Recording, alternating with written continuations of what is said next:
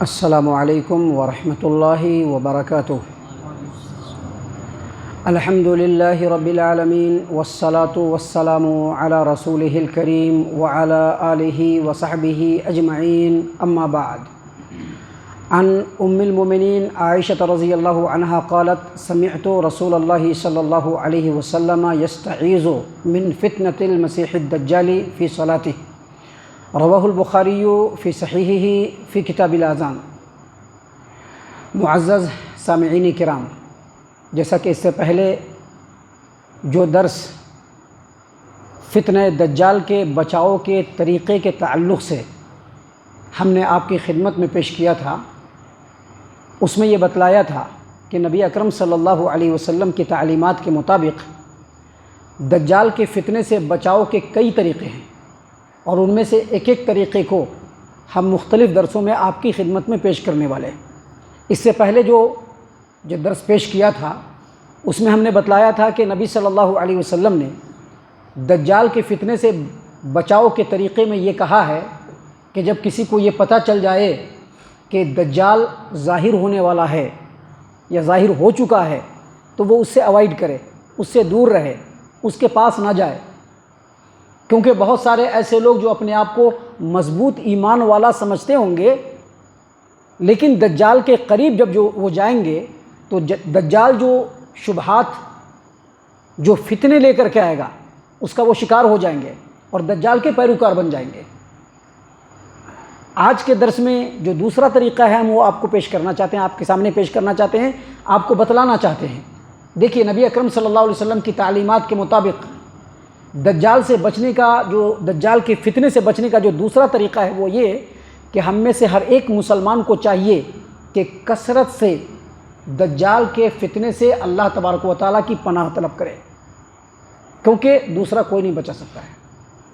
کثرت سے دجال کے فتنے سے اللہ تبارک و تعالیٰ کی پناہ طلب کرنا چاہیے۔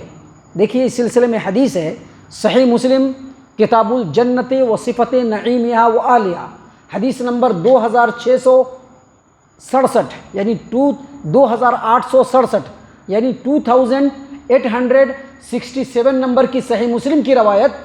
نبی اکرم صلی اللہ علیہ وسلم نے صحابہ کرام رضی اللہ عنہم کو مخاطب کرتے ہوئے کہا کہ تعوذوا باللہ من فتنة الدجال۔ صحابہ کرام، میری امت کے لوگوں، تم لوگ دجال کے فتنے سے اللہ تبارک و تعالیٰ کی پناہ طلب کرو۔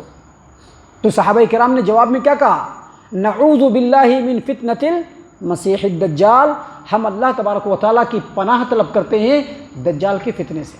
یاد رکھیے گا، دجال کا جو فتنہ ہے یہ بہت ہی بڑا فتنہ ہوگا، اس سے بچنا انتہائی مشکل ہوگا۔ ہر آدمی کے بس کی بات نہیں ہے کہ وہ دجال کے فتنے سے بچ جائے۔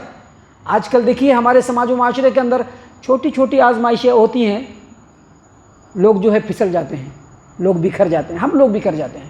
دوسروں کی بات نہیں کریں گے، اب چھوٹی چھوٹی باتیں آتی ہیں، چھوٹی چھوٹی آزمائشیں آتی ہیں، وہاں پر مضبوطی سے ہم لوگ نہیں ڈٹ پاتے ہیں۔ دجال کا فتنہ اتنا بڑا ہوگا، اس سے بچنے کی طاقت ہمارے اندر کہاں ہے؟ اسی لیے نبی اکرم صلی اللہ علیہ وسلم نے اپنے امت کے لوگوں کو مخاطب کرتے ہوئے کہا کہ دجال کے فتنے سے اللہ تبارک و تعالیٰ کی پناہ طلب کرو۔ تو صحابہ کرام رضی اللہ عنہم نے بیک زبان کہا کہ نعوذ باللہ من فتنة المسیح الدجال، ہم دجال کے فتنے سے اللہ تبارک و تعالیٰ کی پناہ طلب کرتے ہیں۔ یہی وجہ ہے کہ پیارے رسول صلی اللہ علیہ وسلم نے اپنی امت کے لوگوں کو حکم دیا، صحیح مسلم کتاب المساجد و مواضع الصلاۃ، باب استحباب التعوذ من عذاب القبر۔ اللہ کے رسول صلی اللہ علیہ وسلم نے اپنی امت کے لوگوں کو تعلیم دیتے ہوئے کہا کہ جب تم لوگ نماز پڑھو، جب بھی نماز پڑھو، فرض پڑھو، نفل پڑھو، تہجد پڑھو، جو نماز پڑھ لو، ہر نماز کے آخری رکعت میں، تشہد کے اخیر میں 4 چیزوں سے پناہ طلب کرو۔ کن کن چیزوں سے؟ جہنم کے عذاب سے، قبر کے عذاب سے، دنیا کی زندگی اور موت کے فتنے سے، اور مسیح الدجال کے فتنے سے۔ ابھی ہم نے آپ کے سامنے حدیث پیش کی، صحیح البخاری کتاب الاذان، باب الدعاء قبل السلام، حدیث نمبر 833۔ ام المومنین عائشہ رضی اللہ عنہا روایت کرتی ہیں کہ میں نے نبی اکرم صلی اللہ علیہ وسلم کو ان کی نماز میں کیا مطلب؟ نماز کے آخری رکعت میں تشہد کے بعد اخیر میں دجال کے فتنے سے پناہ مانگتے ہوئے سنا کہ اللہ کے رسول صلی اللہ علیہ وسلم دجال کے فتنے سے پناہ مانگا کرتے تھے۔ دیکھیے پیارے رسول صلی اللہ علیہ وسلم وہ بھی پناہ مانگ رہے ہیں، ہم لوگ کس کھیت کے مولی ہیں؟ اس لیے دجال کے فتنے سے بہت زیادہ پناہ مانگنا چاہیے۔ دیکھیے پیارے رسول صلی اللہ علیہ وسلم نے سکھلایا، حدیث ہے صحیح البخاری کتاب الاذان باب الدعاء قبل السلام، حدیث نمبر 832۔ ام المومنین عائشہ رضی اللہ عنہا کہتی ہیں کہ نبی اکرم صلی اللہ علیہ وسلم اپنی نمازوں میں نماز کے تشہد کے اخیر میں دعا کیسے مانگتے تھے؟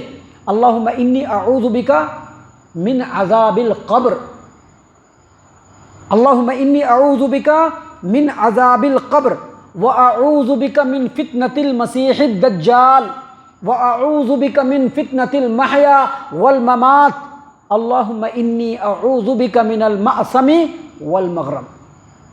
مطلب کیا ہے دعا کا مطلب یہ ہے کہ جب بندہ نماز کے آخری رکعت میں آخری تشہد میں بیٹھے تو التحیات کے بعد درود ابراہیمی کے بعد یہ دعا پڑھے۔ اس کا مطلب کیا ہے کہ اللہ تبارک و تعالی ہم آپ سے قبر کے عذاب کے فتنے سے پناہ مانگتے ہیں، آپ کی پناہ مانگتے ہیں قبر کے عذاب کے فتنے سے۔ اللہ تبارک و تعالی ہم آپ کی پناہ چاہتے ہیں مسیح الدجال کے فتنے سے۔ اللہ تبارک و تعالی ہم آپ کی پناہ طلب کرتے ہیں زندگی کے فتنے سے اور موت کے فتنے سے۔ اللہ تبارک و تعالی ہم آپ کی پناہ چاہتے ہیں گناہوں سے، اور اللہ تبارک و تعالی ہم آپ کی پناہ طلب کرتے ہیں قرض کے ہمارے اوپر چڑھ جانے سے۔ قرض چڑھ جاتا ہے نا آدمی کے اوپر، اس سے پناہ مانگتے ہیں۔ تو دیکھیے اس میں نبی اکرم صلی اللہ علیہ وسلم وشیش طور پہ خاص طور پہ مسیح الدجال کے فتنے سے اللہ تبارک و تعالیٰ کی پناہ طلب کیا اور پناہ طلب کیا کرتے تھے۔